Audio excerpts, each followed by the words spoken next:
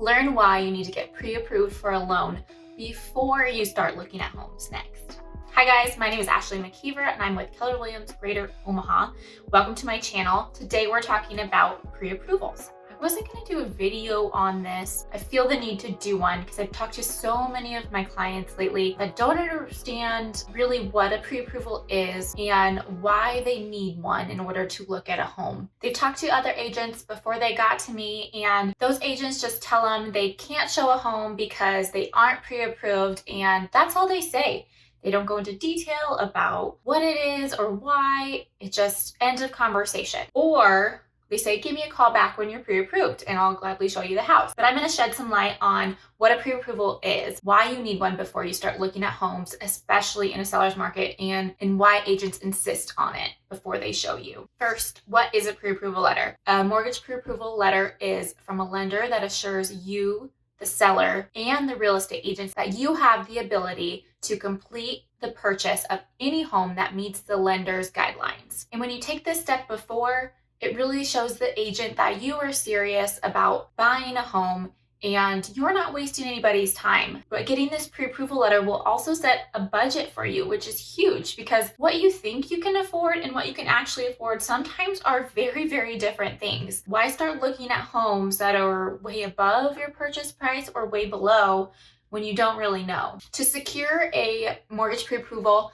you have to complete the mortgage application, submit all required documents, and this stuff can include pay stubs, W-2s, tax returns. Especially if you're self-employed, you'll need the last usually 2 years of tax returns from that business, any retirement or investment accounts, and financial statements, again, if you're self-employed, letters of explanation for credit blemishes, and divorce decrees or payment of spousal or child support. If you guys have been paying attention to the news at all in the housing market, you've discovered that homes for sale are scarce. And as soon as a house hits the market, it's gone the next day. This is another reason the pre-approval letter is so important, you guys. Some lenders can take weeks to get a pre-approval letter. If you're looking at homes before you've been pre-approved, the house you want is already gone. You get under contract in the first day, maybe 3. Maybe something happened to your credit you are unaware of and your credit score doesn't meet the requirements right now. Find out before you look at a home and fall in love. If you do this step before, it'll give you time to shop around,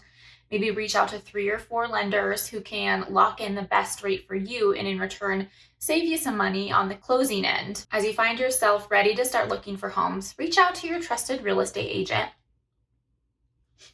And hopefully you guys can sit down or at least have a lengthy phone conversation about what the market is right now, what the plan is for finding you a home. This is so important for your budget as well because your realtor does this every day and they know if sellers are apt to pay closing costs or some of the closing costs in the current market or maybe none at all, and that can affect your bottom line too. I always like to sit down with my buyers, especially first-time home buyers, and discuss the market, discuss strategy, and recommend some great lenders I've worked with and know that they are trustworthy and will treat you right and get the job done. So again, the reason why agents will ask if you are pre-approved, we've seen so many buyers think everything will be fine once they talk to a bank. They just have to find the perfect home first. So we look at 5, 10 homes and they finally find the one and try to get the pre-approval. So in order to submit an offer and for sellers to take us seriously, we need to have that letter in place and we'll submit it with our offer. If we don't have that and there's like 2, 3, 5 other offers that have those pre-approval letters, the seller is going to go with somebody they know for sure will be able to qualify for the mortgage on their home. So if you find that perfect home but you don't have a pre-approval letter and all offers are supposed to be reviewed on Sunday, the lender that you use, that you bank with, maybe he's on vacation or maybe he doesn't work on Sundays. It's really heartbreaking for me and clients when they run into something like that. You want to make sure you have that pre-approval in place before you start. And then it was like all of that was for nothing.